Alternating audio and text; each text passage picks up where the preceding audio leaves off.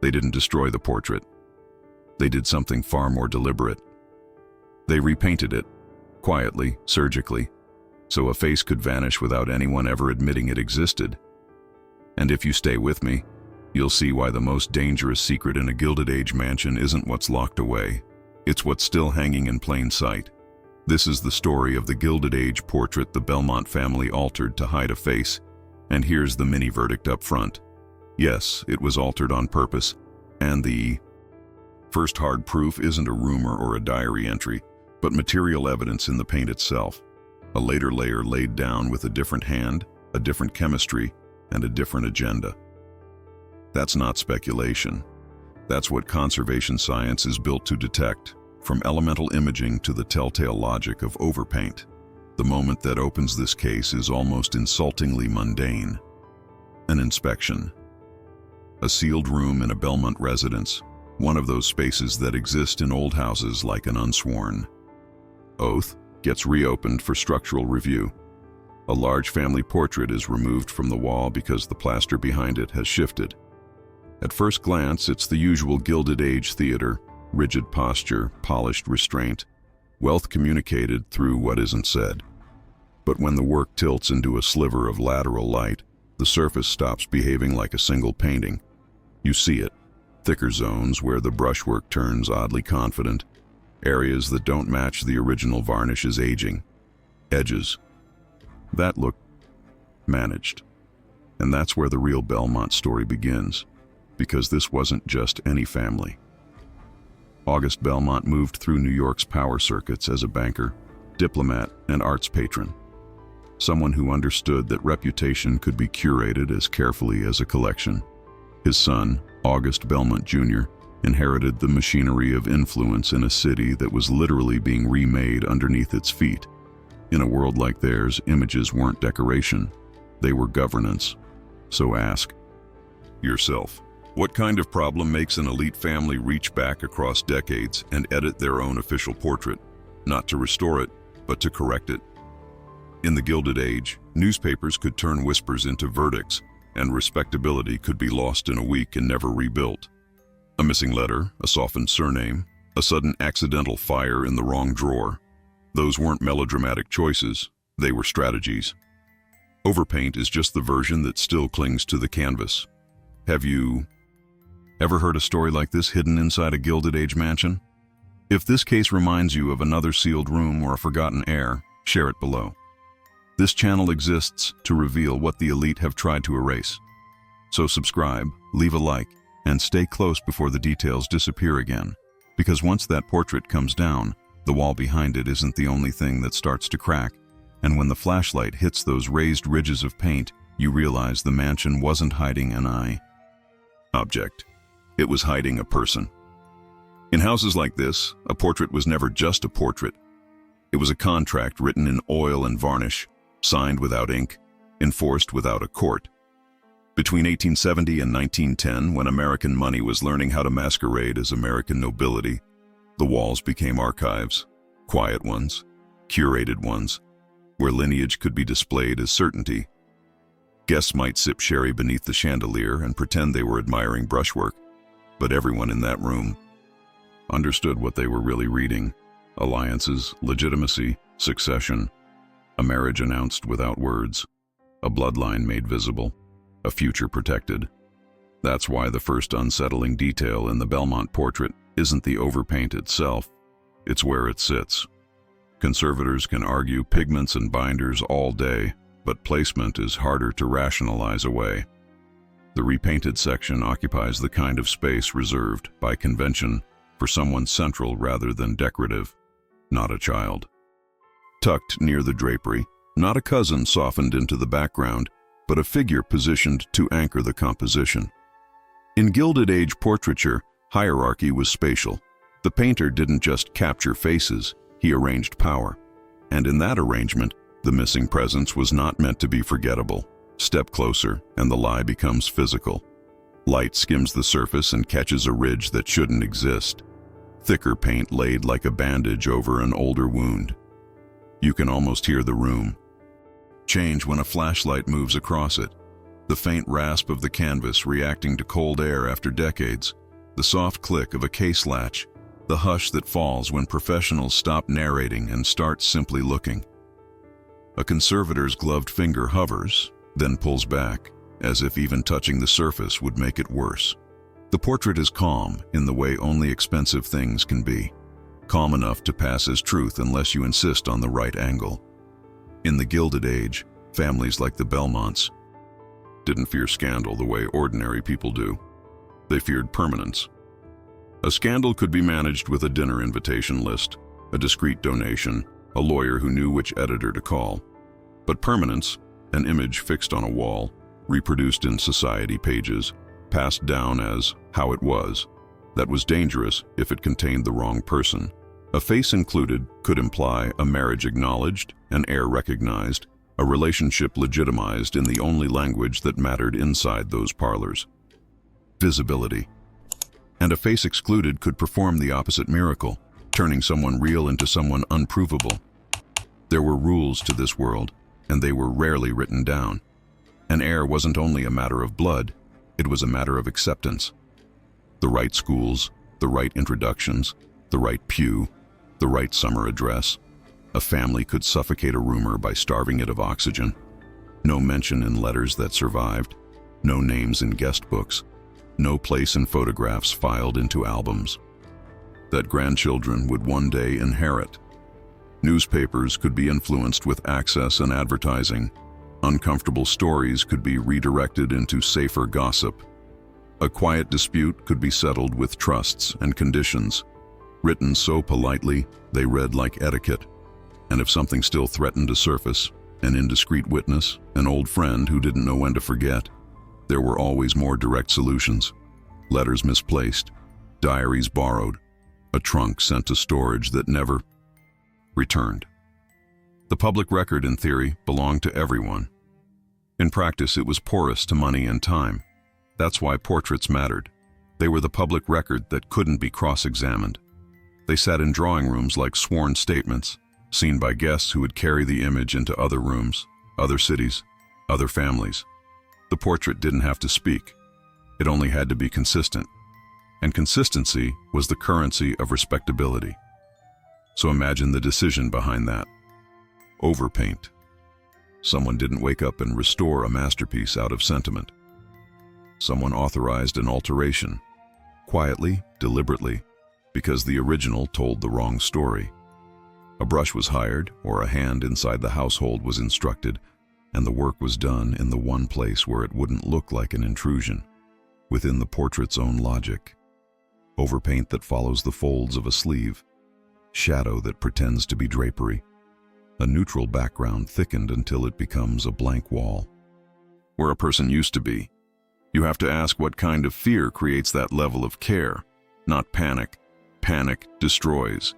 This is something colder, the slow, expensive kind of erasure that expects to last, the kind meant to survive servants who overheard too much, cousins who kept inconvenient memories, even the passing of the principals themselves. Silent witnesses age out, letters burn, records vanish. But a painting can outlive everyone in the room where it hangs.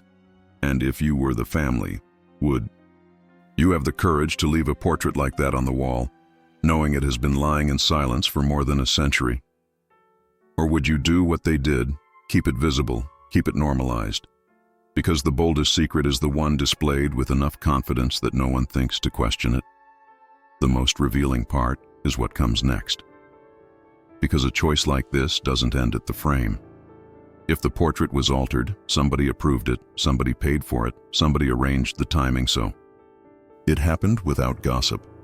And those decisions, unlike paint, tend to leave traces in ledgers, correspondence logs, estate inventories, the kind of paperwork a household cannot fully escape, no matter how gilded the rooms or how powerful the name. Somewhere outside the canvas, there is almost always a second version of the truth. A clerk's notation that doesn't match the story, a receipt that shouldn't exist, an entry that stops mid-line. Later, when the portrait is set against a work table under neutral lamps, the conservator places a thin sheet beside it, An old photograph reproduction pulled from an archive box, edges brittle, labeled in a hand that hesitates on one name. The faces on the paper are sharper than the ones on the canvas, and in the space where the paint is thickest, the photograph holds its breath. Until you see it. A faint outline where a central figure once stood, and on the back of the photo, a penciled surname partially erased, the last letters pressed so hard they scored the paper, like someone tried to remove a person and accidentally left their weight behind. The photograph doesn't argue. It just sits there on the table, a thin rectangle of paper that survived the decades the way secrets sometimes do, quietly, stubbornly, by being forgotten in the right box. Under the neutral lamps, the conservator slides it closer to the canvas, then closer again, aligning edges the way a court clerk aligns exhibits. The portrait, with its varnished composure, looks like it's been waiting to be compared to something it can't control. This is where the story stops being only social and becomes physical, because paint has a metabolism. It ages, it cracks, it oxidizes. It tells time in ways families can't fully manage. And once you know what you're looking for, the surface starts to read like a timeline of decisions. The first giveaway isn't dramatic. It's a small inconsistency where the craquelure, those fine webbed cracks that form as oil paint ages, changes its rhythm. In the older passages, the cracks have a slow, even pattern, the kind you see when a painting has spent decades breathing through seasons, heat, coal smoke, and parlor air. But in the altered area, the crack network tightens and shifts, like a different skin laid over the first one.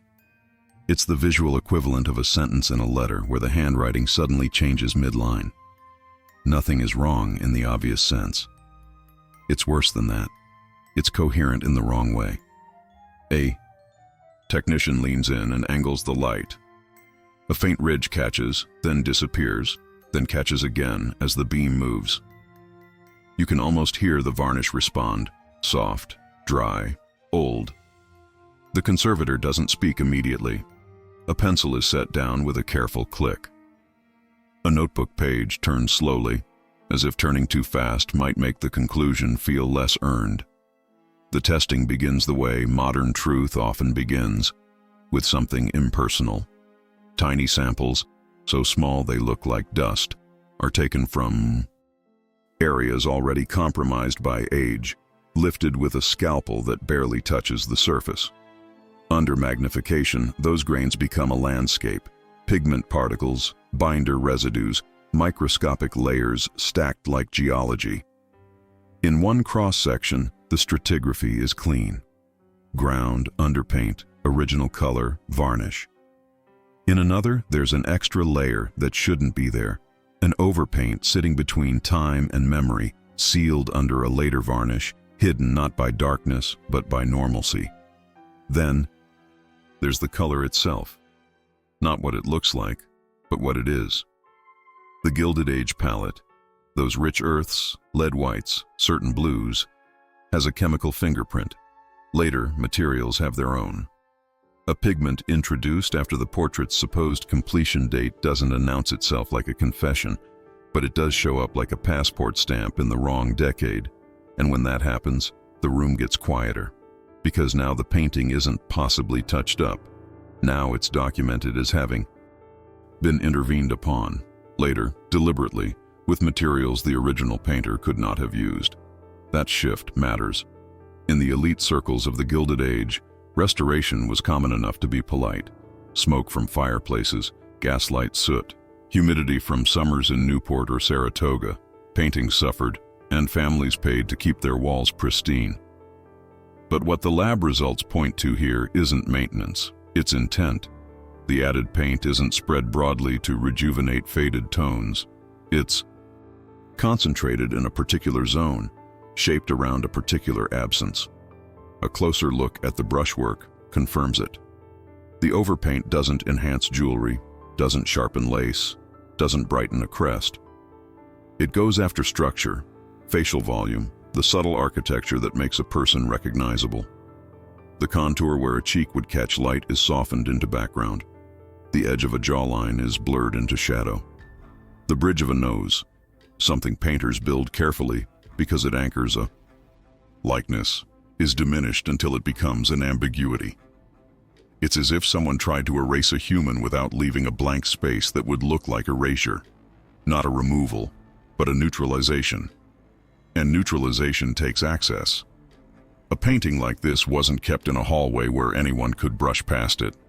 It lived where the family displayed itself. The main rooms, the formal spaces, the places meant to be remembered. Removing it, transporting it, handing it to a professional, or bringing a professional into the house required an explanation, scheduling, discretion. Staff would have carried it. A frame would have been opened.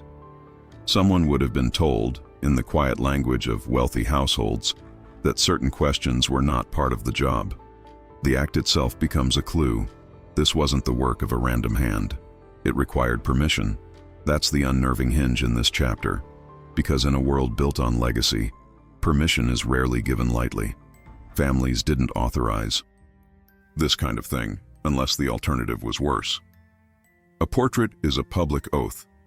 Altering it is a private emergency. And the timing, if the science is right, suggests something even more specific.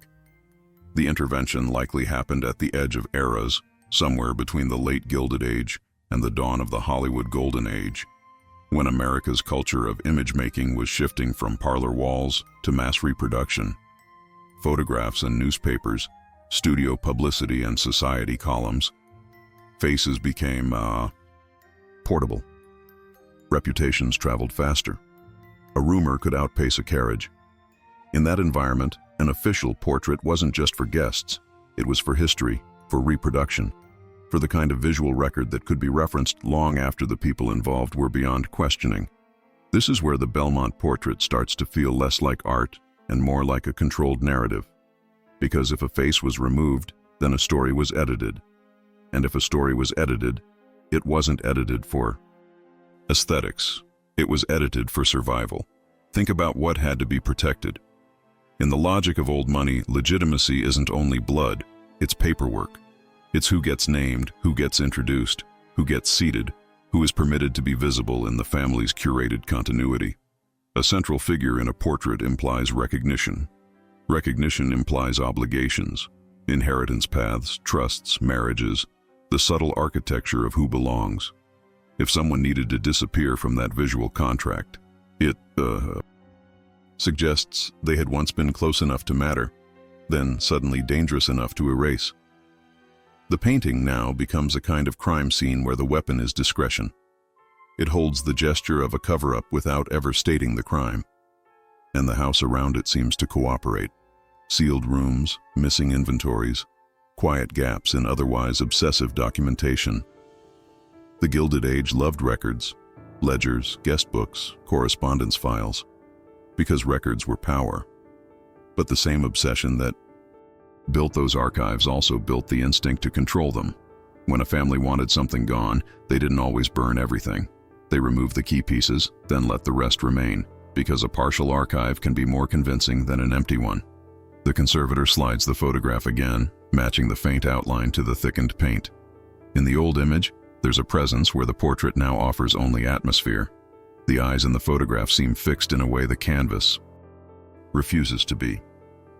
A second technician pulls a folder from a gray box, archival board, tied with cotton tape. Inside are copies of estate documents and catalog notes, the sort of material that lives in libraries and historical societies under calm labels like Belmont Papers or household accounts. Pages whisper as they turn. A fingertip traces a line, stops, traces again. And that's the next revelation, the one that moves us beyond the canvas. Overpaint, like this, is never the first move. It's the final polish on a longer effort. Letters redirected, introductions rewritten, names quietly dropped from lists. The motive doesn't start in the studio. It starts in the family's paper trail, in the places where status becomes enforceable. Somewhere in those files, the portrait's missing face has a bureaucratic shadow. A name that appears once, then stops. A payment item that doesn't match the household's usual rhythm. A receipt from a restorer who shouldn't have been hired. A correspondence log, with an entry so neat it looks rehearsed. The kind of detail no one notices until a painting forces them to. The technician lifts one sheet from the folder and holds it under the lamp. The ink has browned slightly with age. The handwriting is disciplined, a state office discipline, the kind meant to survive scrutiny. Near the bottom of the page, a line has been crossed out with a single firm stroke. Not frantic, not messy, just final. Beside it, in the margin, a short note in pencil. Do not include. And in that small, controlled violence of graphite against paper, the portrait on the table suddenly feels less like an object and more like an accomplice. Silent, expensive, and still hanging on the wall as if nothing ever happened. The paper doesn't look dramatic. That's the first trick. It looks like order, gray folders, numbered tabs, acid-free sleeves, the kind of calm packaging that makes a century feel manageable. Someone in the modern archive room keeps the air cool on purpose, and the light is softened so nothing fades. Even the silence is engineered. No loud drawers, no slamming cabinets, just the dry glide of cardboard and the faint whisper of pages that have been turned too carefully for too long. This is where a dark legacy becomes legible, not in gossip, not in society columns, but in the administrative language of a house that learned to treat its own image as infrastructure. The Belmont Mansion records, maintenance logs, inventories, household accounts, read like the spine of a life that wasn't meant to tremble. Coal deliveries, carpet repairs, brass polishing, upholstery invoices from firms that knew how to bill money without mentioning taste.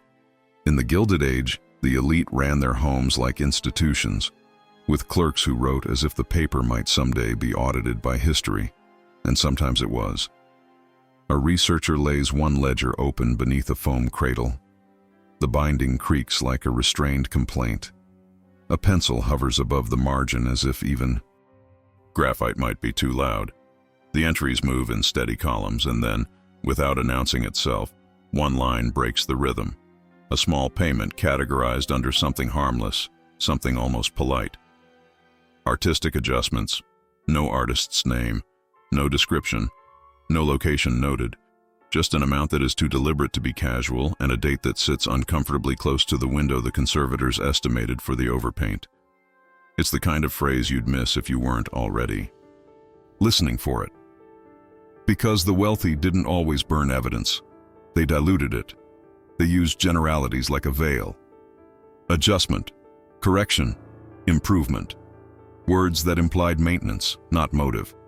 A mansion's paperwork could be flawless and still tell you nothing, the way a public smile tells you nothing.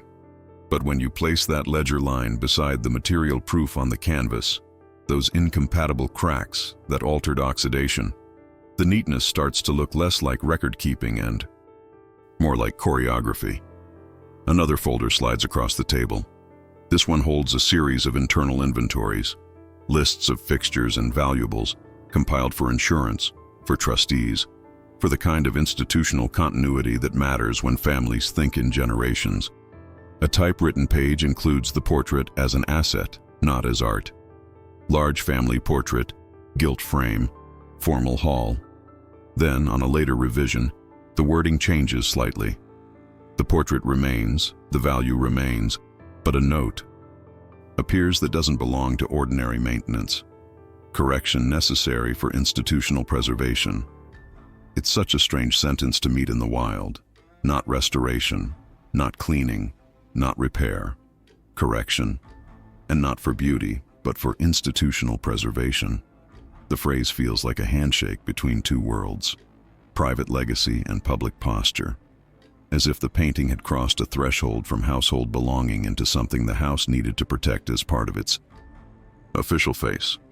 In that era, houses like this were more than residences. They were stages. They hosted donors, editors, politicians, patrons, people who traded in image the way bankers traded in paper.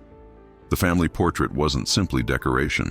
It was a statement of continuity, a visual claim that everything in that house made sense. The moment a face became a liability, the painting became a risk. And risks in Gilded Age logic were managed with discretion, money, and documentation that said just enough to justify the expense, without saying enough to explain the reason. A second researcher runs a finger down a column of entries and stops at the same month. There are other repairs listed: plaster, molding, a new lock fitted to an interior door. The lock has no room number attached, just East Corridor. The sort of vague note that suggests a place the staff knew not to describe. Above it, another line: frames, resecured. And below that, a curious mention: storage room and access restricted due to preservation. Restricted, again. The word shows up in old places like it never had to defend itself. In the Beyond the Golden Halls universe, restricted is rarely about protecting objects from dust. It's about protecting narratives from questions. Forbidden rooms, erased records, silent witnesses. A house can lock a door for humidity reasons, sure. But when the word starts appearing alongside correction and institutional preservation, the language changes. It starts to sound like reputation management wearing gloves. And reputation management was an art in itself. Wealthy families didn't only curate their homes, they curated the paper trails that described them. Public archives, private files, estate offices, attorneys, systems designed to keep inconvenient details from gaining traction. If a newspaper editor became curious, access could be traded. If a rumor threatened to harden into something concrete, the story could be softened with a charitable announcement, a gala, an attractive distraction. The social world had its own maintenance schedule. You can see that mentality reflected in the documents here. The more delicate the entry, the more generic it becomes. Where the books list every bolt and broom for the mundane, they turn vague and elegant around anything that might later become explainable. It's a pattern you learn to trust.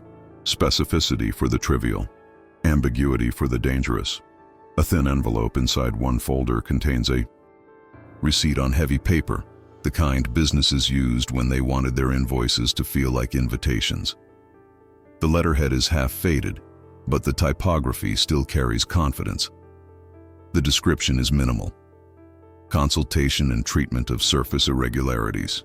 No mention of faces, no mention of identity. Just surface, just irregularities. A problem framed as physics, not history. The researcher glances at the conservator across the table. There's a pause that doesn't need translation. The portrait on the canvas didn't grow those irregularities by chance. Someone chose to create them, then chose to describe them as if they had simply appeared.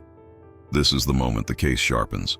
The mansion's administrative voice, so practiced, so reasonable, reveals that the portrait wasn't treated like a private relic. It was treated like an institutional asset, something whose official appearance mattered enough to justify intervention. That tells you what the family was protecting. Not paint, but continuity. Not color, but legitimacy. And legitimacy in that world was a fragile thing. Trusts depended on it. Introductions depended on it. Even silence depended on it. If an unknown person in a central position of a family portrait implied a claim of marriage, of blood, of recognition, then removing that claim wasn't merely aesthetic. It was administrative. It was governance. A final folder is opened, estate correspondence, copied and filed in the tidy way old offices archived. Their own decisions. Most letters are mundane: vendors, repairs, staffing. Then, one page appears with a clipped tone, the kind of tone used when the writer expects obedience. The paper is slightly different weight, the ink is darker, the language is careful. Proceed discreetly. No public mention. There's no subject line. A page behind it contains a typed list of items approved for preservation handling. The portrait is there. Next to it, a hand-added note in the margin, penned later, as if someone revisited the list and felt the need to clarify without clarifying. Necessary for the house, not for the family, not for art, for the house.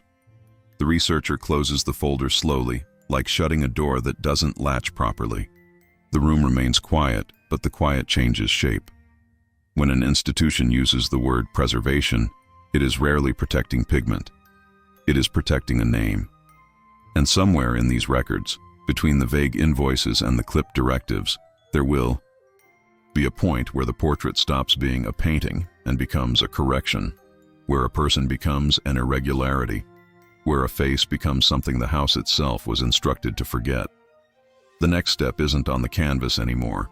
It's in the inventory lines that don't balance, the correspondence that ends too abruptly, the guest lists with a gap where a familiar name should be, until you find it faintly in the margin of a later document, crossed out with one firm stroke, as if the pen believed it could erase a human being and leave only silence behind. The line that's been crossed out is clean, not frantic, not angry, just decisive, like a signature that doesn't want to be remembered.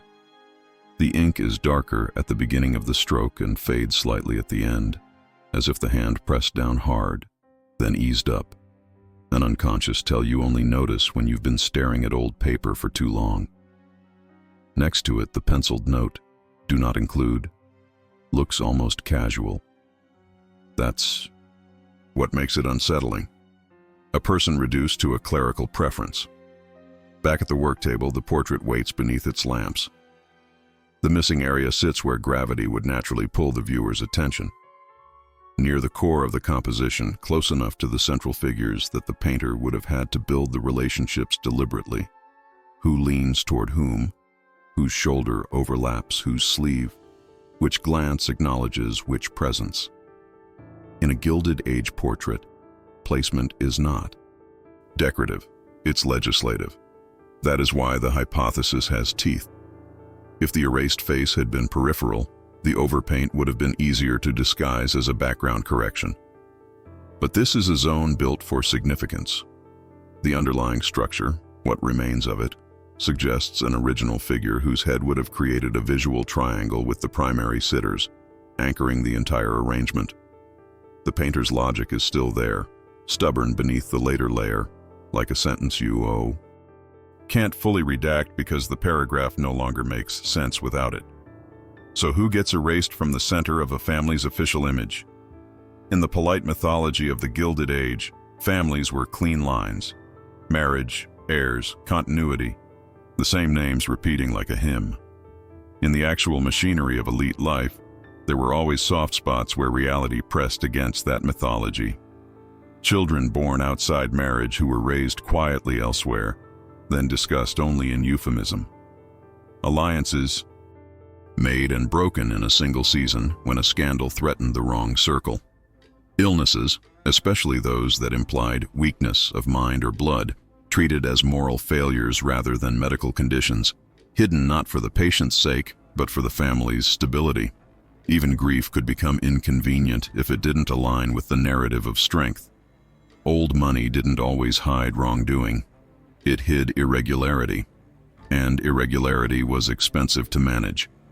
It required silence, staff loyalty, legal framing, and above all, an agreed-upon version of events that could be repeated until it became the only version anyone remembered. Portraits helped with that. They froze a story into a single authoritative image. A face inside the frame implied recognition. Recognition implied claims. Claims implied consequences. That's the part people forget when they imagine this as merely art history. A face in a portrait could be read like a public admission. It could influence a marriage market. It could complicate a trust. It could invite questions from cousins who suddenly saw themselves displaced. In families built on inheritance logic, questions are threats. The more money at stake, the more a rumor becomes an economic event. The archive room offers its own kind of evidence.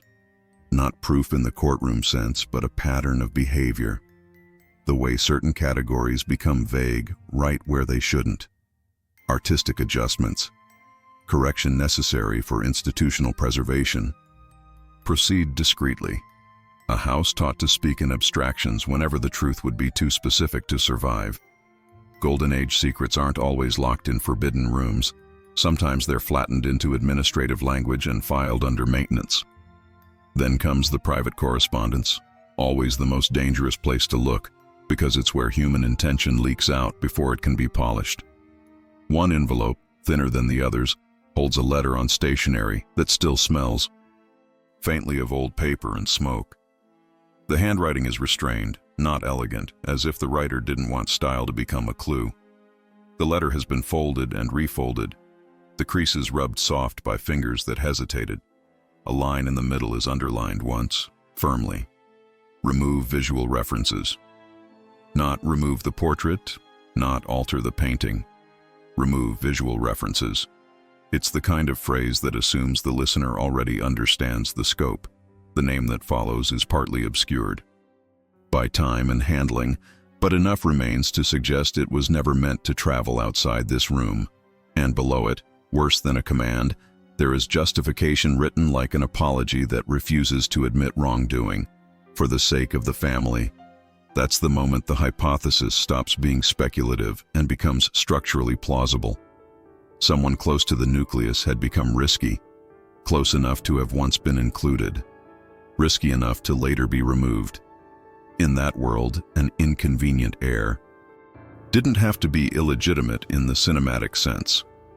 Sometimes inconvenience was simply timing, a child born in the wrong gap between alliances.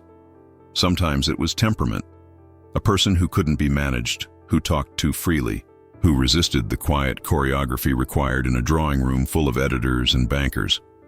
Sometimes it was illness. The Gilded Age was obsessed with good breeding, and the language of breeding seeped into how families treated disease. Anything hereditary became a stain that could spread through marriage ties. A diagnosis could become a social verdict. A private struggle could be framed as a threat to the entire line. And sometimes inconvenience was love, an attachment that crossed the boundaries that mattered.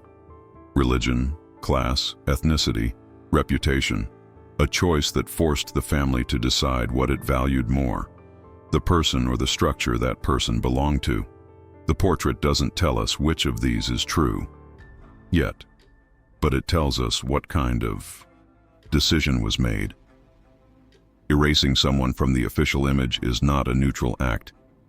It's a symbolic severing, an attempt to remove a person not only from memory, but from succession, from legitimacy, from the visual contract the family used to certify itself. That's why this feels like more than restoration fraud. It feels like a governance act performed with pigment. You can almost picture the scene that led to it, not in melodrama, but in the practical quiet of wealth. A meeting in an office with, dark wood and closed curtains. A trustee's voice measured, lawyerly. A family member staring at the floor instead of the faces in the room. A decision phrased as necessary. A staff member instructed not to discuss the portrait being taken down. A restorer brought in through a side entrance. A locked door. A canvas turned toward the wall. And in the background, always, the fear of the press. Society pages were polite but sharp, and they could suggest scandal without stating it. Elite families learned early that the easiest way to control a narrative was to keep it from becoming narratable. No names, no pictures, no visual references, no confirmation.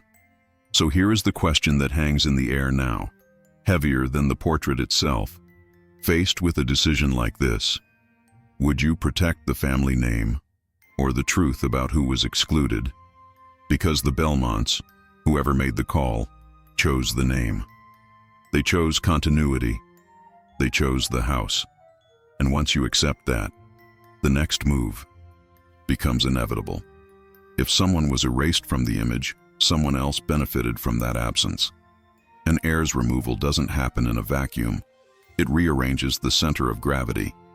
It changes who inherits, who marries, who gets introduced, who becomes the official story when the guests arrive. The archive tables are still covered in folders, and the portrait still lies under its lamps, its surface calm enough to pass for truth. But now, the investigation isn't about whether a face was removed. It's about who moved up when it disappeared, whose signature appears on later documents, whose name remains unmarked while another is reduced to a crossed-out line. A final page is lifted from the folder, thinner than the others, its edges worn like it was consulted more than it should have been. Along the margin is a list of family names, formal, orderly, and one of them has been struck through so cleanly it looks almost ceremonial. Beneath it, a replacement name is written in smaller script, as if it didn't deserve full size yet. And at the very bottom, barely visible until the light hits it, the faint imprint of an older pencil note presses through from the page below. Remove visual references, effective immediately. The room holds its breath, and the silence becomes the loudest thing in it. There's a point in every old money crisis where the conversation stops being moral and becomes managerial. You can feel it in the paperwork long before you can prove it in the story. The phrases change. The handwriting becomes more controlled. The margins fill with short notes that don't sound like people talking to people, but like an institution talking to time. Because altering a portrait like this isn't an emotional impulse, it's strategy. It's a decision made with full awareness that the future will look at the wall and assume the wall is honest. In the Gilded Age, families didn't handle internal fractures the way ordinary households do. They didn't argue in kitchens, where the sound could travel. They convened quietly, with the kind of people who understood how to make problems smaller on paper. A trusted attorney. A trustee who had watched 3 generations pass through the same estate office. A family friend whose loyalty was proven not by affection, but by discretion. Sometimes it wasn't even called a meeting. It was consultation. It was review. It was a carriage ride where certain names were not said aloud. These were informal committees, but they behaved like boards. They weighed costs against reputations. They traded inconvenient truths for stable narratives. They chose what could be admitted and what had to be dissolved. And when they reached a conclusion, they didn't announce it. They executed it, through payments, through access, through edits that looked like maintenance. That's why the archive feels colder when you reach the financial records. The ledgers don't care about emotion. They care about movement. Money leaving one category and appearing in another, justified with language that is precise where it's safe and vague where it's dangerous. A researcher flips through pages that list ordinary expenses with obsessive clarity: coal, lamp oil, linens, repairs to a carriage wheel, until the eye catches a line that is both too neat and too empty. Confidential artistic service. No name attached, no itemized labor, no location noted. The amount is large enough to matter, but not large enough to trigger questions from anyone who didn't already know to ask. The date sits close to the estimated window for the overpaint. The category doesn't belong to the normal rhythm of the house's spending, and yet it's inserted as if it always belonged there. That's the Gilded Age at its most revealing, not when it flaunts wealth, but when it uses wealth to clean up a narrative quietly. The researcher marks the entry with a slip of acid-free paper. The slip lands without sound, like a verdict placed gently on a table. Across the room, the portrait remains under its lamps, still posing as a single work of art, still holding its composure. But now it has a partner in the archive, a line item that functions like a receipt for erasure. And once you see the purchase, you start to imagine the process, because confidential is not just a label, it's a workflow. Someone had to authorize the payment. Someone had to decide which account it came from, which clerk entered it, which phrasing would be least descriptive. Someone had to coordinate access to the painting without triggering staff chatter. Frames don't come off walls silently. Canvases don't travel without hands. Restorers don't arrive without being noticed. For this to happen, the house itself had to cooperate. Picture it in fragments, the way records force you to. A late afternoon when the formal rooms were closed for cleaning, a servant told to polish brass elsewhere. A corridor temporarily roped off for maintenance. The faint scrape of a ladder's feet on hardwood. A canvas lifted from hooks with practiced care. The deep exhale of old dust released from behind a frame that hasn't moved in years. A door that normally stays open now kept shut, not locked, just watched. The decision isn't simply to remove a face. The decision is to remove a risk while preserving the illusion that nothing was removed. That's why the overpaint didn't create an obvious void. It didn't leave a ghost-shaped absence that would invite curiosity. It was engineered to look like composition, like shadow, drapery, negative space. A careful edit, not a blunt deletion. A correction designed for guests who were trained to see what they were supposed to see. And it's worth remembering what guests meant in that world. The Gilded Age elite moved in circles where the press was never fully outside the room. Society columns served as soft surveillance, recording who stood beside whom, who hosted whom, whose daughter wore which name on her invitation card. A family could, manipulate the press, but only if it controlled what the press could plausibly point to. The most dangerous thing wasn't rumor, it was proof. A portrait is proof in oil. A photograph is proof in silver salts. A letter is proof in ink. That's why visual references mattered so much. Once something is visible, it becomes quotable. So the Belmont decision, whoever made it, would have been framed as preservation, not of art, but of structure, not of beauty, but of continuity. Protect the house. Protect the name. Protect the inheritance logic that makes the future predictable. In these families, succession wasn't merely a private matter, it was a social architecture. The wrong heir recognized could fracture alliances. The wrong spouse acknowledged could embarrass donors and partners. The wrong illness admitted could poison the marriage market. Even a whisper of illegitimacy could ripple through trusts and bequests. And because the stakes were generational, the response had to be generational. 2. Something that would outlive the witnesses, outlast the gossip, survive the drift of time. That's why money moved. When you pay for a confidential artistic service, you aren't buying paint. You're buying a new version of reality, one that can hang for decades without needing to defend itself. You're buying silence that looks like tradition. You're buying a future that will assume the past was orderly. The researcher pulls another sheet, a small bundle of receipts clipped together, edges browned. One invoice uses formal language about surface treatment.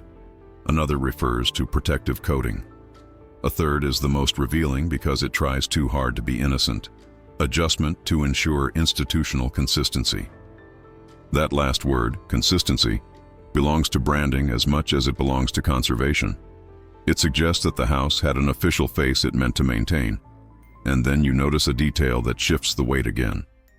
The payments don't appear as a single event. They appear in a small sequence, spaced out as if the work was staged, reviewed, revised, like drafts, like a committee refining an edit until it became invisible. Because decisions like this rarely end with one brushstroke. They tend to trigger a cascade. Once you decide the family image can be corrected, the question becomes, what else needs correction? A portrait is only one node in a larger network of representation. Photographs, guest books, newspaper clippings, correspondence, estate, inventories, genealogical notes tucked into Bible pages, even the inscriptions on the backs of framed images. If an inconvenient heir had to disappear from the wall, did they also disappear from the album, from the ledger, from the seating chart, from the philanthropic donor list that preserved legitimacy in public? The archive doesn't answer out loud. It hints. It offers repetitions. Restricted, do not include, proceed discreetly, confidential. The language forms a pattern like footprints in fresh snow leading away from the painting and deeper into the house's administrative spine. And here's the uncomfortable truth. In the Gilded Age, the elite didn't only curate what they owned, they curated what history would inherit. Golden Age secrets weren't accidents, they were managed outcomes.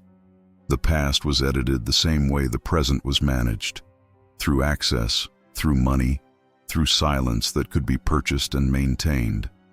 So when the portrait was altered, the cost wasn't just financial, it was symbolic. A family spent resources to decide what the future would see. They invested in an illusion, and the ledger proves it. The researcher stacks the receipts and pauses, eyes moving back to the date column, then to the margin notes, then to a second entry a few pages later, almost hidden among ordinary household expenses. Lock service, interior. No room specified, just interior. On the same line, in pencil, a short addendum. Keep key with office. a key. Kept with the office means controlled access.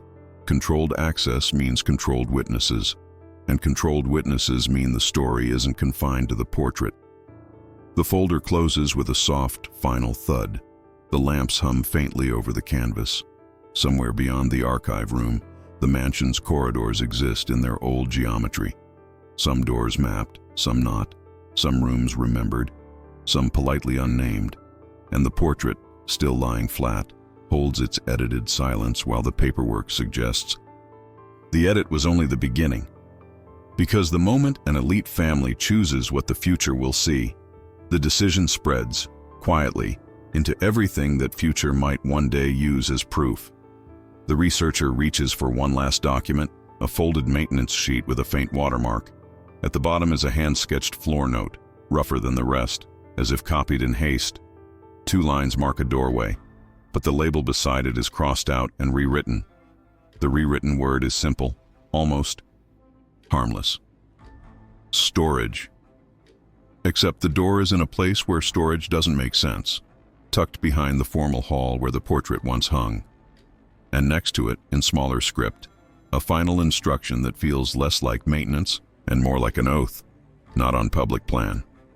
The pencil stops, the paper lies still, the lamps keep humming, and the silence becomes heavy again, like something that has waited decades to be recognized. That penciled instruction, not on public plan, has a way of changing how you read everything else. It turns a single altered portrait into a doorway, and it turns a single ledger entry into a hint of procedure. Because once you accept that the Belmonts treated their visual history like an asset to be managed, a question follows naturally, almost inevitably. Were they alone? The archive room begins to feel smaller when you ask that out loud. Not because there isn't space, but because the answer doesn't belong to one family. It belongs to a class. In the Gilded Age, America's elite didn't just build mansions. They built dynasties with internal rules and external performances. The rules were enforced in boardrooms and estate offices. The performance happened in drawing rooms, galleries, charity committees, and the society pages. And portraits, formal, expensive, deliberate, sat right at the intersection, acting as both private reassurance and public declaration. When a family commissioned a grand portrait, they weren't only buying art, they were purchasing a version of themselves designed to survive scrutiny.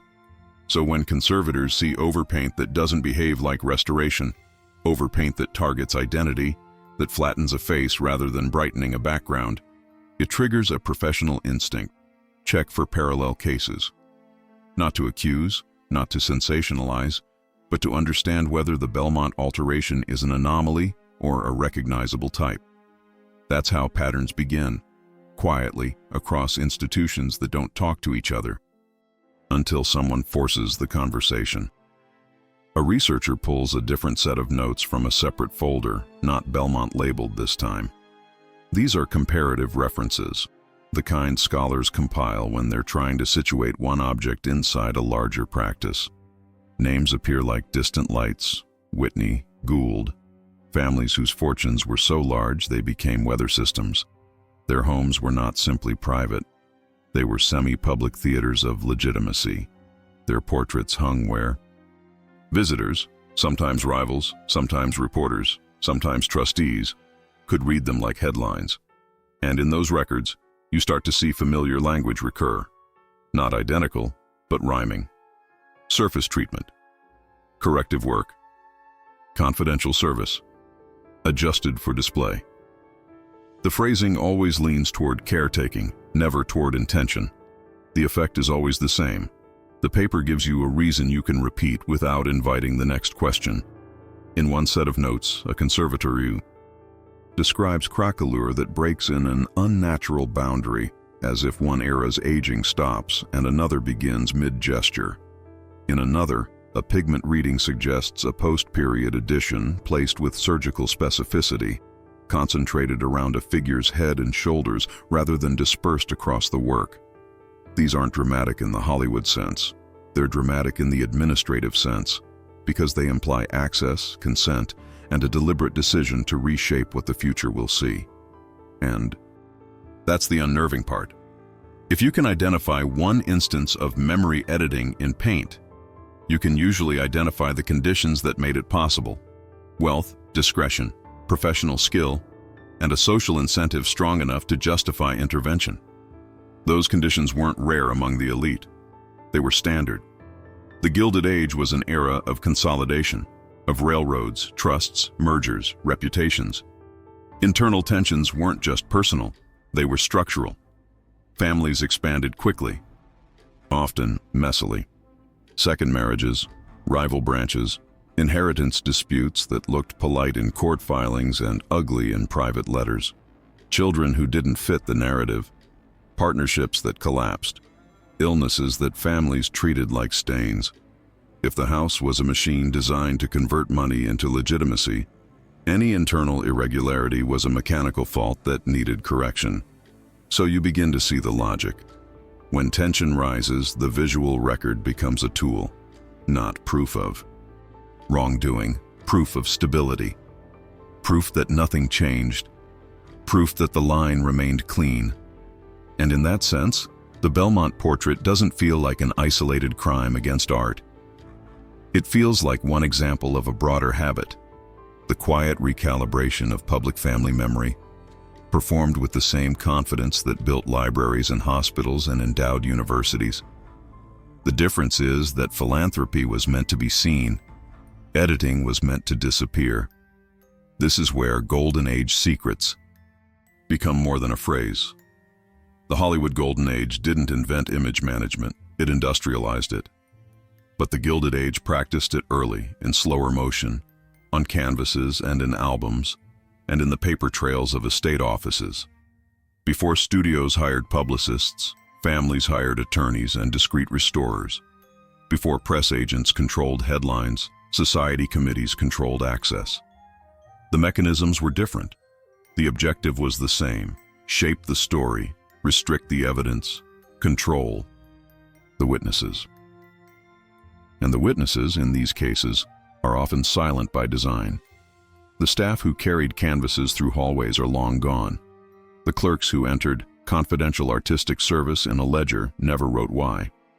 The restorers, if they were professional, would have treated discretion as part of the fee.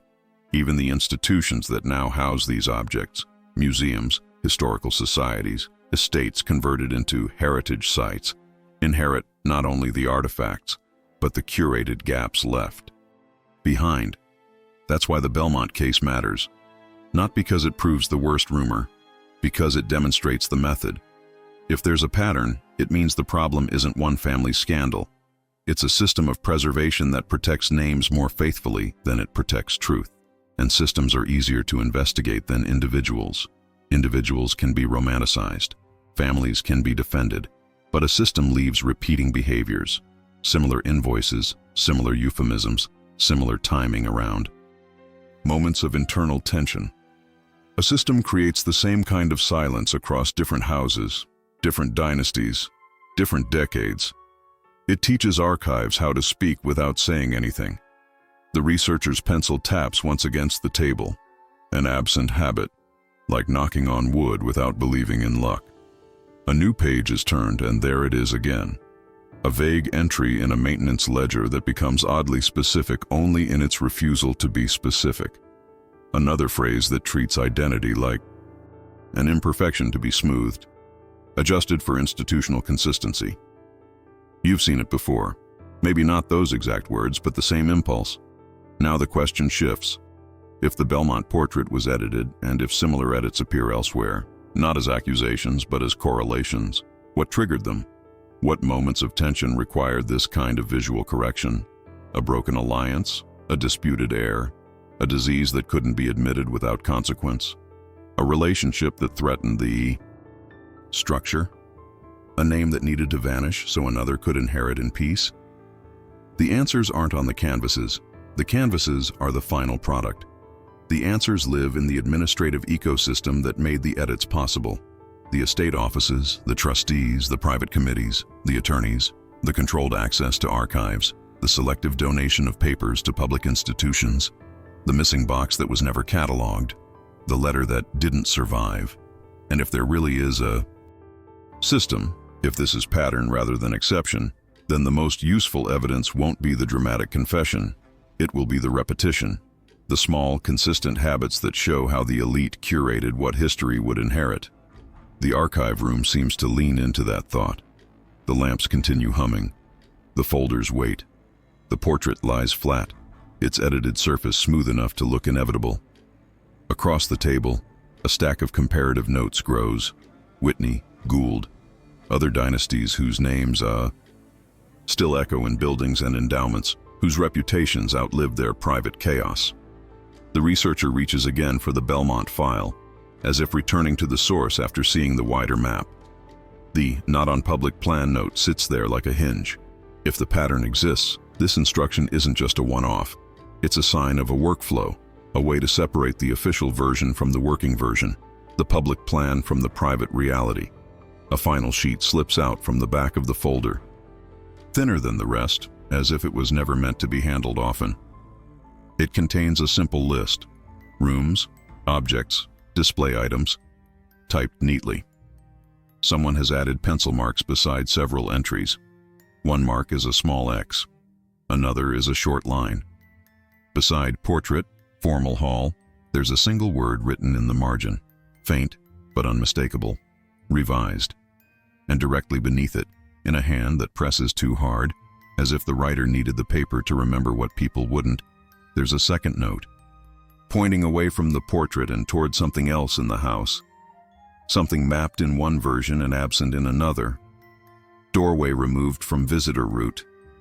The pencil stops, the paper doesn't move, the lamps hum on, and the silence settles again, heavy, practiced, as if it has been waiting for decades to be read. The word revised sits in the margin like a bruise you only notice once the light hits it the right way. The folder stays open, the lamps keep humming, and for a moment, no one reaches for anything else. It isn't fear exactly. It's the modern kind of discomfort, the realization that the past isn't simply behind glass, it's active, it's curated, it's still negotiating. Because now the question isn't whether the portrait was altered. The question is what you do with an artifact that has been lying on behalf of power for more than a century. In the conservation lab, the air feels cleaner than a mansion parlor ever did. HEPA filtration, neutral lighting, gloves, protocol. Yet the scene carries the same tension as an old drawing room. Who speaks first? Who sets the tone? Who decides what is appropriate? A conservator stands with arms folded, fingertips pressed against the sleeve seam of a lab coat. A historian flips through printouts with a soft, repetitive rustle. A site manager watches the portrait without blinking, like eye contact might provoke it into confessing. The painting lies flat, and that alone changes its authority. Hanging on the wall, it performs certainty. On a table, it looks like evidence. A photograph of the portrait's surface under raking light is pinned to a board, tiny mountains of overpaint, small ridges where no ridge should be. Next to it, a pigment report full of numbers and clinical terms that feel almost insulting to the human implications. Binders, oxidation, layer stratigraphy. The science is unromantic. That's why it's dangerous. The findings don't care who the Belmonts were or how many benefactions carried their name. The report simply documents that a hand, at a later time, altered what the future would see. Someone clears their throat. It's quiet enough that the sound lands heavily. The historian says, context, as if context can soften the shape of a fact. This happens, the conservator says carefully, because conservators are trained to respect the reality that objects change, varnish, touch-ups, old repairs. But then the conservator's finger pauses over the same region again, the place where identity was. Targeted where a face was not restored but neutralized, and the sentence doesn't quite finish. The site manager reaches for a binder labeled with a neutral title, something designed to look administrative rather than emotional. Inside is an internal memo, typed, clean, modern, written with the precise caution of institutions that know how reputations fracture. The memo doesn't dispute the findings. It doesn't deny the overpaint. It recommends extreme caution, and it uses the phrase that always appears when a museum or historic house is negotiating truth with stakeholders: potential institutional impact. Impact, not truth, not accuracy. Impact. It's the same old vocabulary, just updated. In the Gilded Age, the language was institutional preservation. In the present, it's institutional impact. Different era, same reflex. Protect the structure that tells the story. The dilemma unfolds in the room without needing theatrics. If they reveal the alteration openly, they risk destabilizing more than a family narrative. They risk raising questions about the house itself, about what else might be curated, what else might be revised, what else might be resting comfortably in display text that assumes the elite were simply builders, patrons, leaders. The portrait doesn't threaten an extinct household so much as it threatens the way America has narrated wealth, as tasteful, orderly, philanthropic, inevitable. If they restore the portrait, if they attempt to remove the later overpaint and recover what lies beneath, they risk destroying evidence. Conservation ethics live in that tension. You can reveal the underlying truth, but you might erase the historical act of erasure itself. Overpaint is both a lie and a record of the lie. Removing it is not just technical, it's interpretive. It's a choice about which history deserves visibility. And if they keep it as it is, if they rehang the portrait unchanged, then the institution becomes a participant in the lie, not by commission, but by continuation.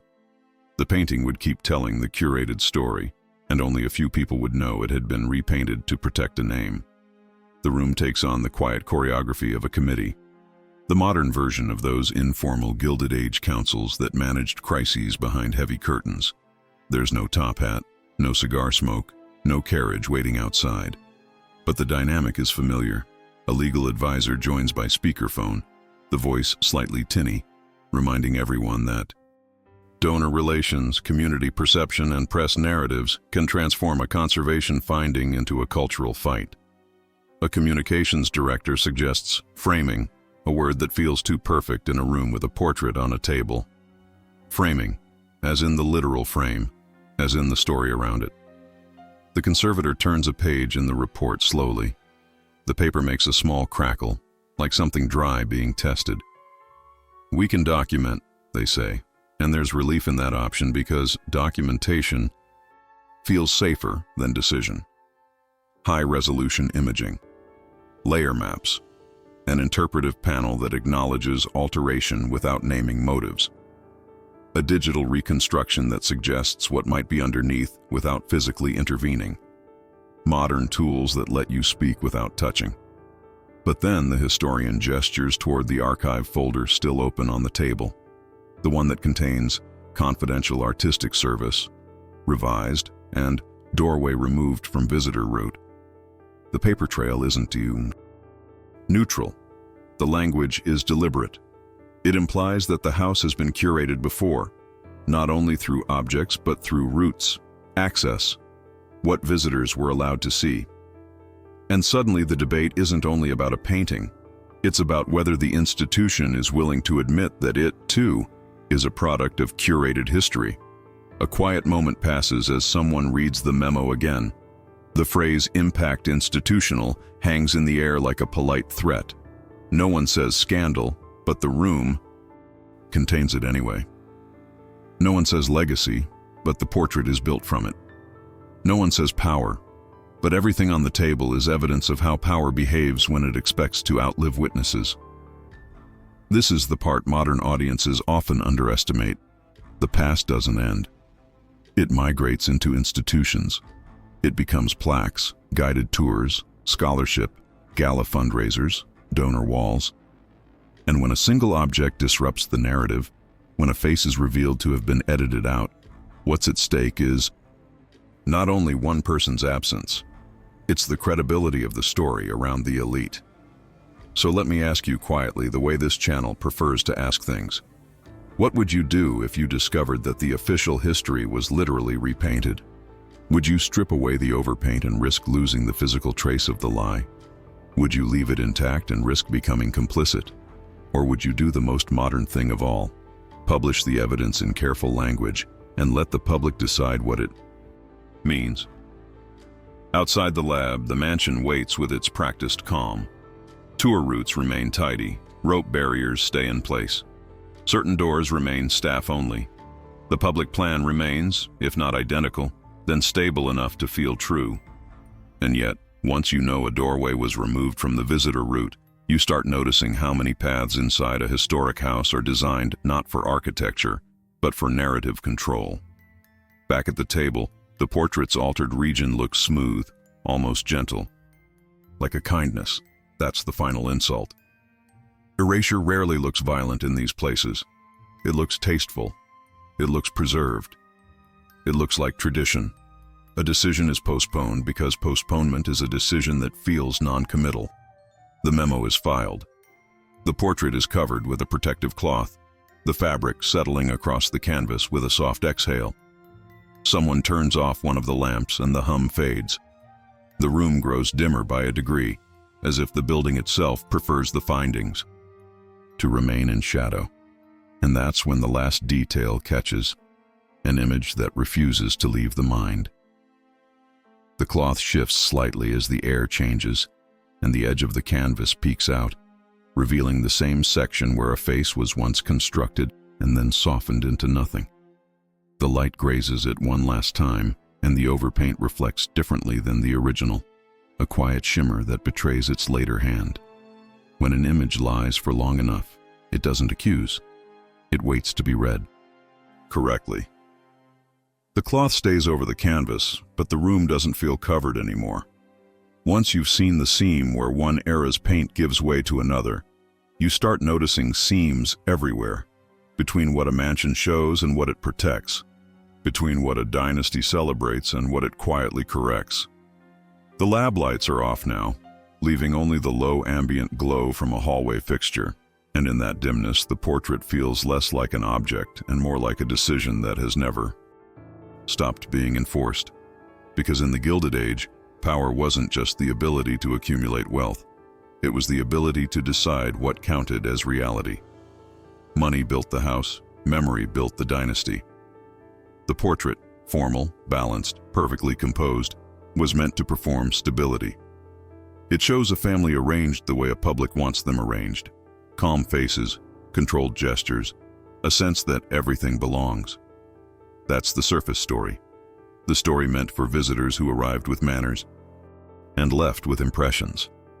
Yet beneath that performance sits a conflict made physical, a face smoothed out of existence, contours softened until identity becomes atmosphere.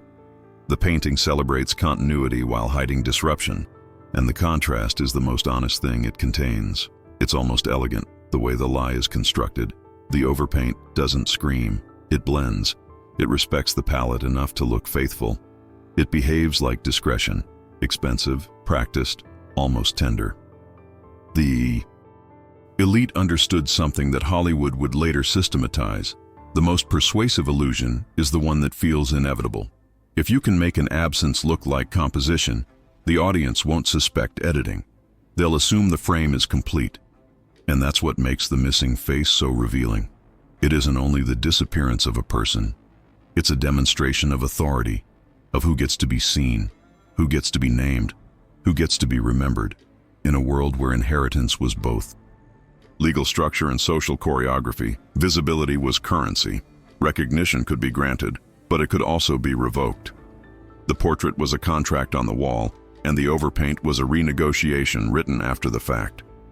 The modern debate, reveal, restore, or rehang, hovers like a second layer over the first, a present-day varnish that wants to preserve comfort.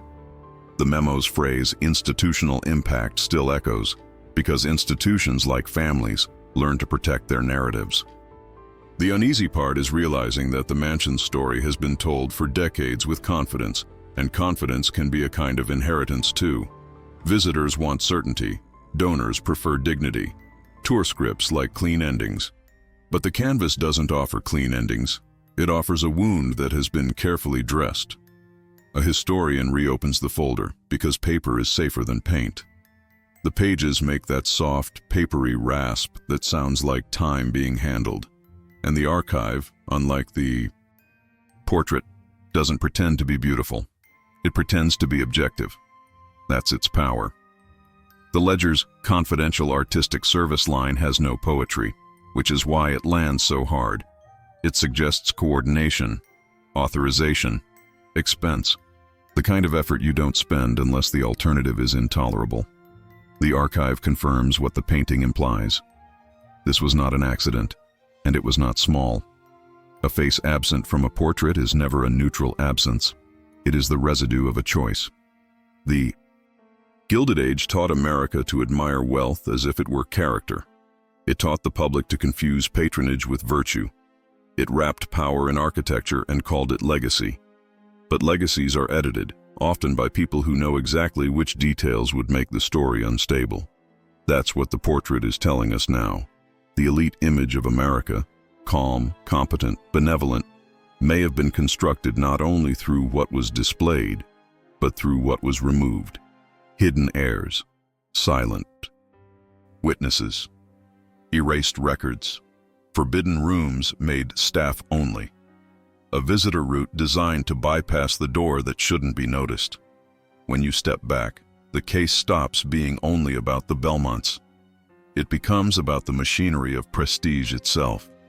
Because the same instincts that built museums and endowed libraries also built controlled archives, selective donations of papers, and polite gaps in official histories. A dynasty could give the public marble and scholarship while privately arranging its own memory with the same care it arranged its silverware. And that's the broader legacy here. The realization that power doesn't only own objects, it owns interpretation. The missing face becomes a symbol of that ownership. It says, someone had the authority to decide that a person would not exist in the official version, not forgotten by time but removed by intention, and the longer that removal lasted, the more it hardened into truth. A century of tours, a century of photographs, a century of captions that never mentioned the absence because they never knew it was there. The lie didn't need defenders, it had duration. There's a sound in the lab, small, almost domestic, the click of a binder ring closing. The manager's hand pauses on the cover as if weighing the cost of knowledge. Behind them, the corridor outside remains perfectly normal. Polished floors, soft lighting, signage printed in calm fonts. It's tempting in places like this to believe that history is stable, because it is well lit. But the portrait disproves that. So does the archive. Together they form a kind of composite truth. The image lies, the paperwork nods, and between them a third story emerges, the story no official speech would ever volunteer. A speech can praise philanthropy, a plaque can list achievements, a tour guide can recite dates, but a layered canvas and a coded ledger tell you what those speeches often avoid. The elite were not only wealthy, they were skilled at controlling what the future would know. That's the sober conclusion the room keeps circling without saying aloud. The absence isn't just personal, it's structural. It suggests that what we call the public image of Gilded Age America may have been built on planned omissions. People edited out, conflicts softened into silence, mess turned into marble.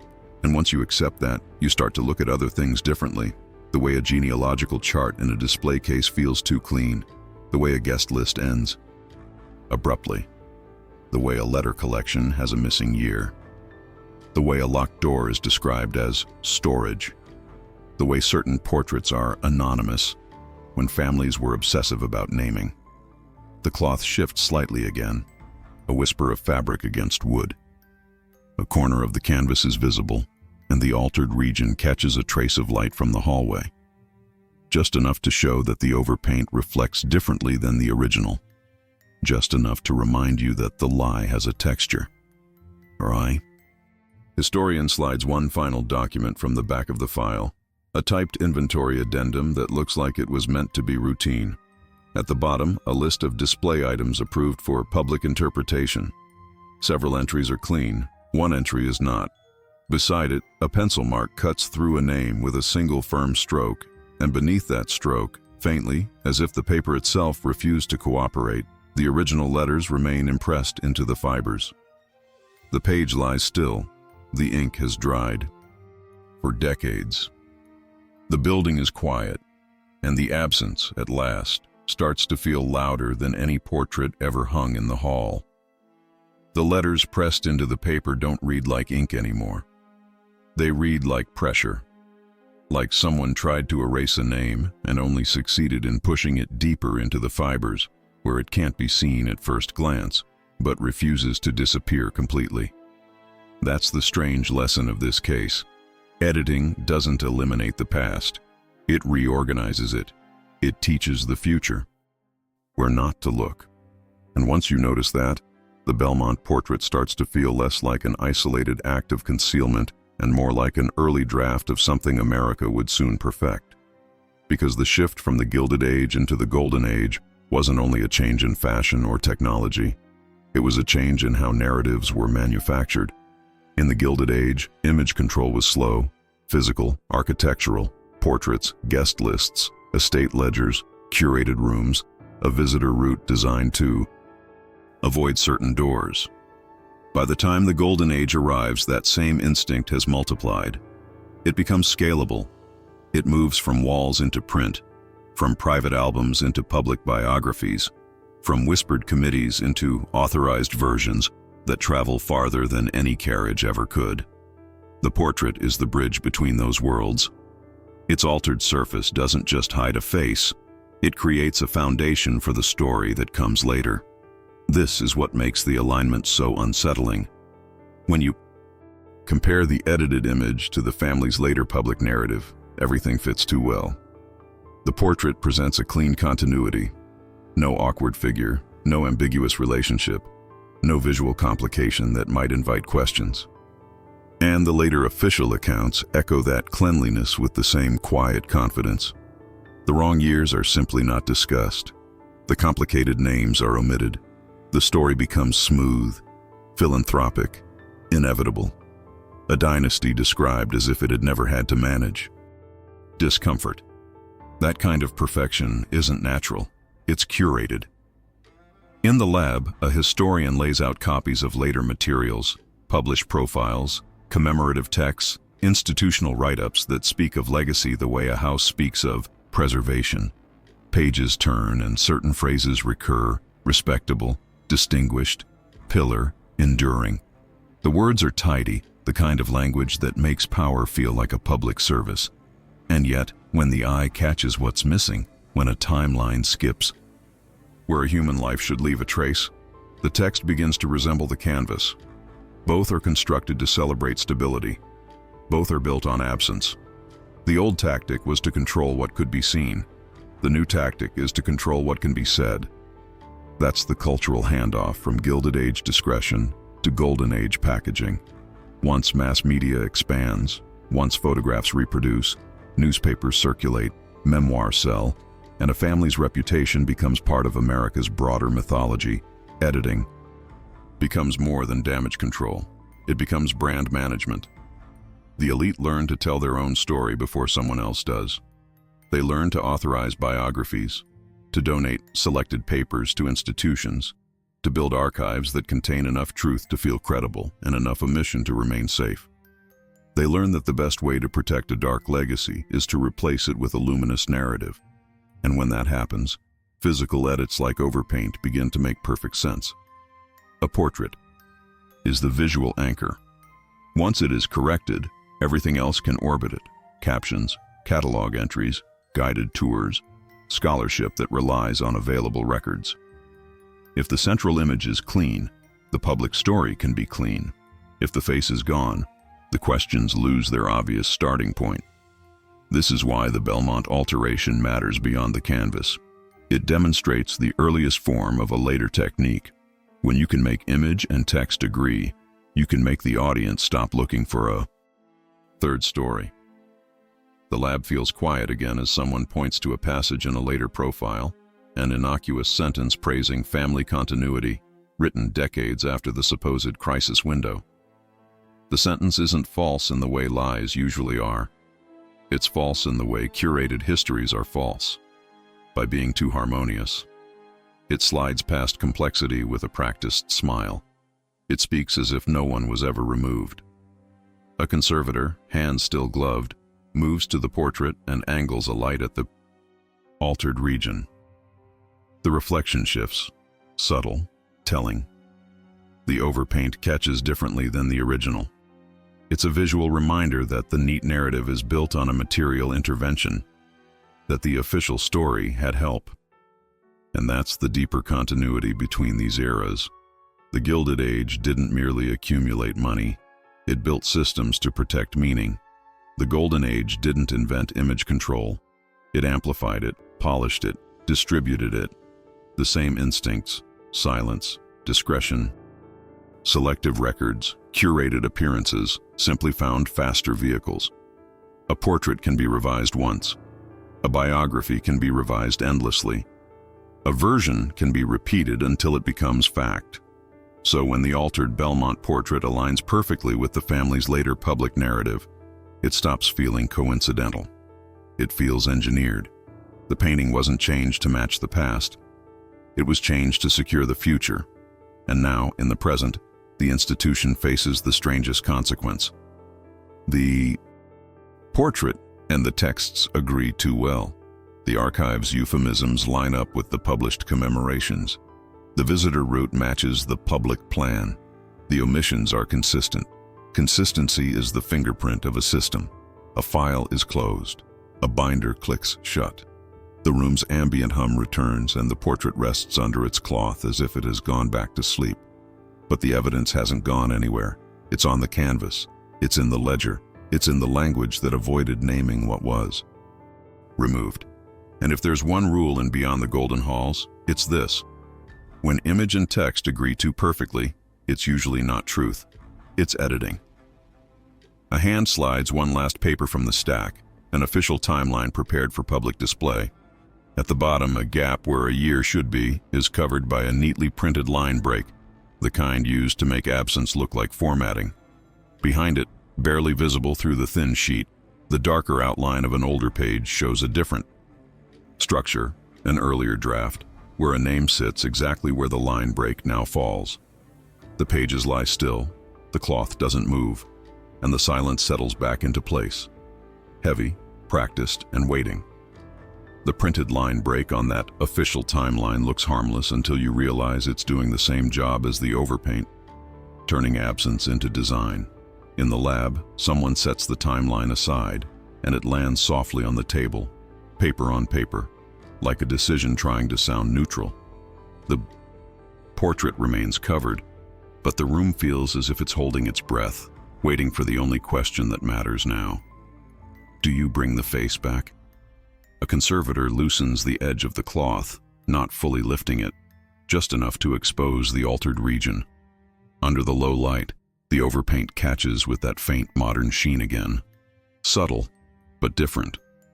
A technician adjusts a lamp, the switch clicking once, and the canvas becomes a landscape of layered time. Original paint beneath, later. Intervention above, and the present hovering over both with instruments that can see without touching. Restoration, at this stage, isn't romance. It's risk management in reverse. To remove later paint is to admit, publicly, that the official version was curated. It's to reopen questions the Gilded Age worked so hard to bury. Who belonged? Who was erased? Who benefited? It's to invite the public back into a private room the family once guarded with committees and confidential invoices. Oh. Restored face would not just appear on a canvas. It would appear in headlines, in tour scripts, in donor conversations, in the uncomfortable silence between heritage and truth. But the other option isn't neutral either. Keeping the overpaint is not preserving history. It's preserving a decision. It is repeating the gesture made decades ago, allowing the edit to remain the artifact's public truth. The longer it stays, the more it continues doing what it was designed to do, smoothing conflict into stability, turning a human life into negative space. That's the ethical hinge. Every choice now either breaks or reenacts the original act of control. In the room, the debate has moved beyond technique. A historian's finger taps once on the phrase institutional impact in the memo, then stops.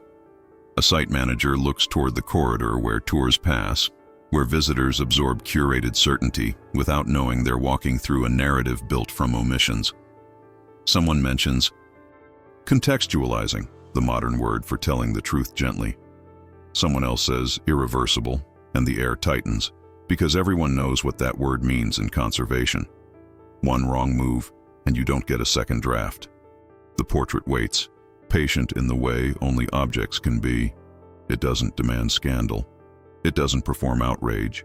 It simply holds the evidence of a system that once believed it could outlast scrutiny. A conservator sets down a small tool, metal on tray, the sound. Sharp in the quiet. The decision isn't made yet, but you can see the shape of it forming. Because the real confrontation isn't between past and present. It's between comfort and honesty.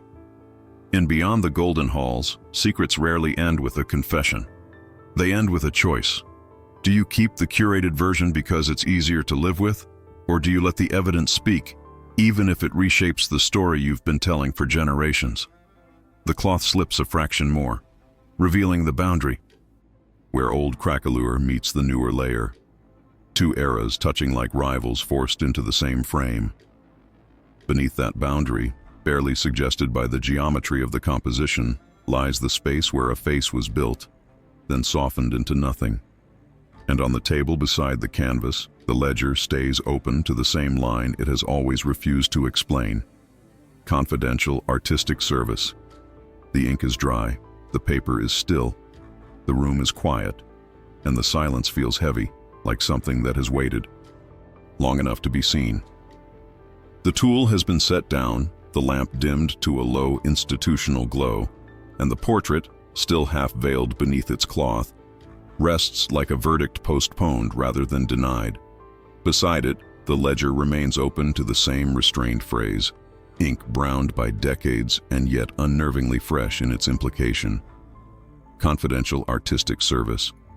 The papers are gathered with careful hands, corners aligned, clips returned to their places, as if order itself could contain what has been uncovered. A folder closes with a soft, final sound, and for a moment the room belongs to the quiet mechanics of preservation, protocol, procedure, and the unspoken awareness that every archive is also a gate. But the question that lingers is not technical. It is not even personal. It is structural. When a dynasty chooses to erase a face from its own official image, the act is never limited to paint. A single overpainted contour suggests a wider architecture of omission, names softened.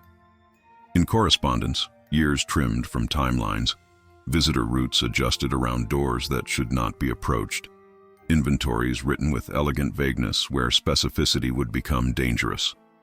The portrait does not merely conceal, it instructs. It teaches the future what to accept without suspicion, until the right angle of light interrupts the performance. And perhaps that is the most unsettling legacy of these halls. The discovery that the official version of the Gilded Age may have been assembled the way a restorer assembles an illusion, layer by layer, with patience, with discretion, with a steady hand trained to make alteration look like continuity. The canvas holds one absence, the archive hints at others. Together they form a language of control, quiet, aristocratic, and remarkably durable. As the cloth is drawn back into place and the portrait disappears again into controlled darkness, one cannot help noticing how easily a truth can be postponed, not by force, but by courtesy. The institution will choose its next step carefully, restore, reveal, or preserve the edit as evidence of the edit. Yet whichever choice is made, the larger mystery remains intact. Who became unsustainable, and why? If this case has resonated with you, let us know. It tells the algorithm these forgotten halls are worth exploring again, and that the records left in shadow still deserve a careful reading. Leave your thoughts below. Every perspective helps illuminate what history tried to bury, especially when the evidence is scattered across canvas, ledger, and silence. And if you choose to subscribe, do so quietly so that you're here when the next sealed door finally opens. Because in houses built to outlast scrutiny, the most revealing truths rarely arrive all at once. And if you are willing to step deeper into the shadows, the next chamber awaits. For when the elite repaint a face in silence, it is rarely the only thing they intended to disappear. Some secrets survive only because those who feared them left no one to tell the truth.